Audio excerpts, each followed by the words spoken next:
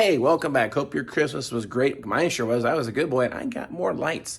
That's going to help this old guy be able to see a whole lot more gooder and definitely get you a better picture quality so you can see what's going on to help you with your car. So I guess it's Merry Christmas for all of us. But what I want to get into here today is we put a main floor pan. We're doing the trunk floor and frame rails. There's a lot of metal work. This car was hit in the back. So how do I know I got everything all lined up nice and straight?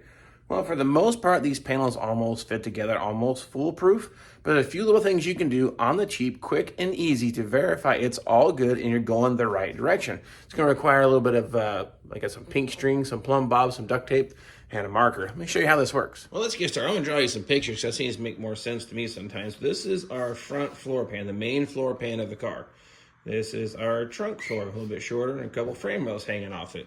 Now, in theory, we want this thing, if you could draw a straight line through all of it, from front to back, that should be following the center line of the car. How do we find that? What do we do? How do we make that happen? Well, before we install the main floor pan, I marked the center line of the rear of the floor pan. Trunk floor, I did the same thing, front edge and rear edge. So I have 3 points. So basically connect the dots. You've heard that before. But on the front, what we'll do is I'll take this is the inner rocker, measure across, which is 47 inches, and put it right here in the middle, and that's my middle line here for the front. And that's what we're going to mark off on the floor. So basically, I can drop my plumb bob to the floor, make a little mark on my garage floor, back here, then go on the very rear of the car, because everything kind of test fitted into place, and I can run a string real tight and pull it tight. And then when these two parts come together, as long as everything's nice and straight, this point here should be on that line or very close. Now, what's the spec? What's good? Pass, what's failed? I have no idea, but I try to get everything within 1/8 of an inch because these things aren't perfect from the word go. But if we're off in the middle by like 1/2 inch or 3/4 of an inch, we got some serious problems. We need to align our car a little bit better. But at this point, I'll show you what I've done here on the floor so you can do the same on yours.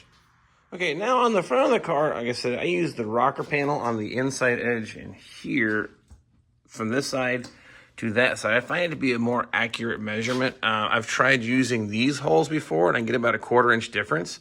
So I don't necessarily trust the fender mounting hole as much. And then even these little ears here where the fender mounts on, sometimes about an 1/8 inch discrepancy side to side because those do get folded out. You look at this here, it's just kind of sheet metal. It could be bent in and out just a little bit.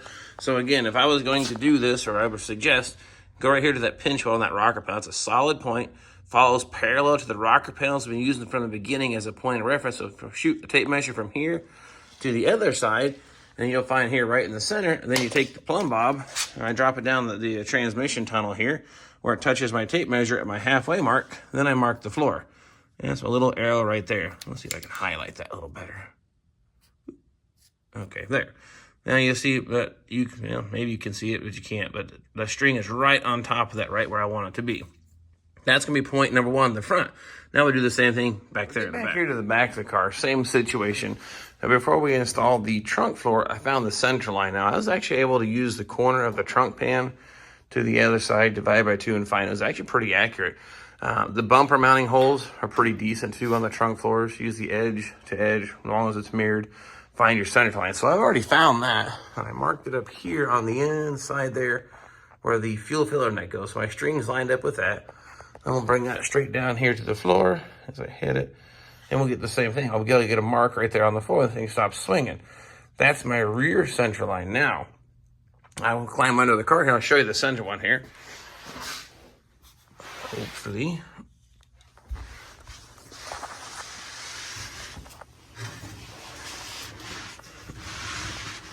Okay, now, under the car, this is the trunk floor side of it.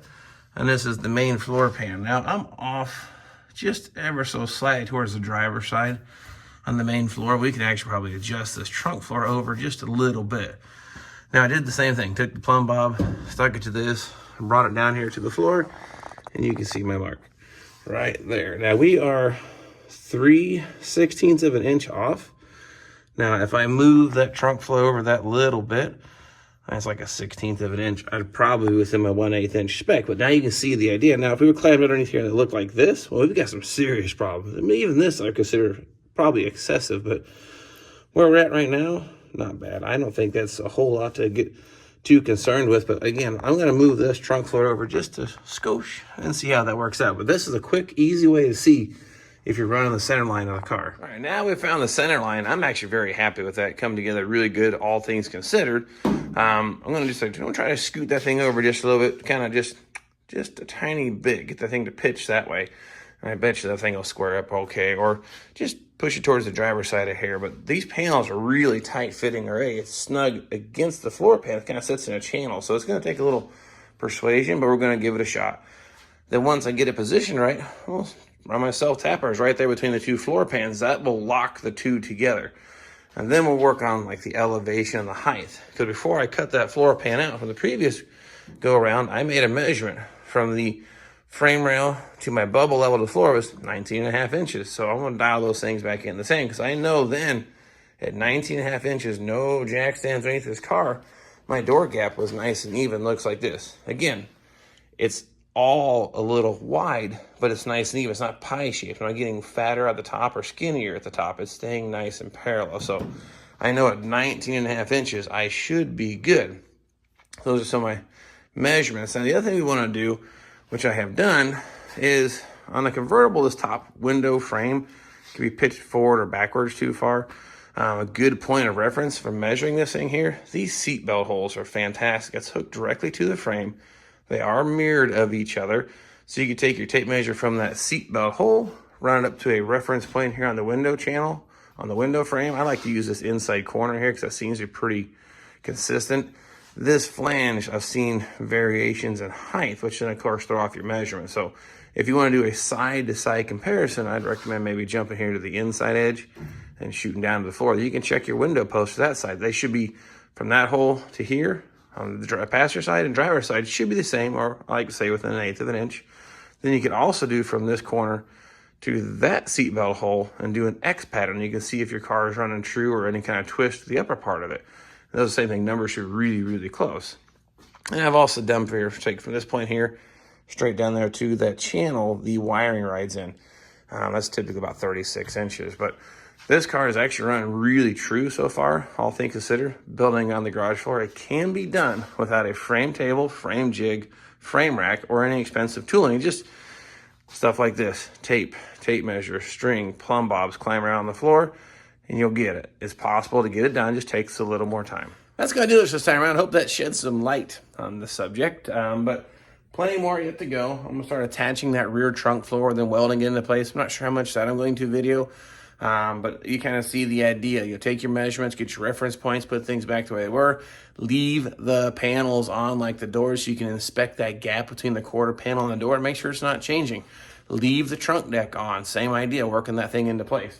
Now, I can show you on the rear between the trunk floor, which I'm nice and true to the center of my car. So I like the reference point of my trunk floor, but my tail panel is actually shifted over to the driver's side almost 1/2 of an inch. Well, that's probably due to the collision damage. So still a little bit more I got to get out of the car, but the frame or the main structure of the car is really dialed in and really straight. So what I'll do now is I cut the quarter panels off. When I set the new tail panel and set the quarter panels up, I can offset for that 1/2 inch and get the thing squared back up, because I'm going to use that trunk floor, which I know now is in the correct position, and build up from there. So I'm going to keep working on Project Mockingbird. A couple things, updates. Not this sweatshirt, but I have the Mockingbird sweatshirts are created now. Check the link in the video description. You can order your sweatshirts, t-shirts, anything for the Mockingbird project. Now, I've got a few on order for me to wear in the garage, so you guys will see those here real soon too, just the same. So nonetheless, keep working on the Project Mockingbird. Now that I can see what the heck I'm doing, hope that we see you guys next time.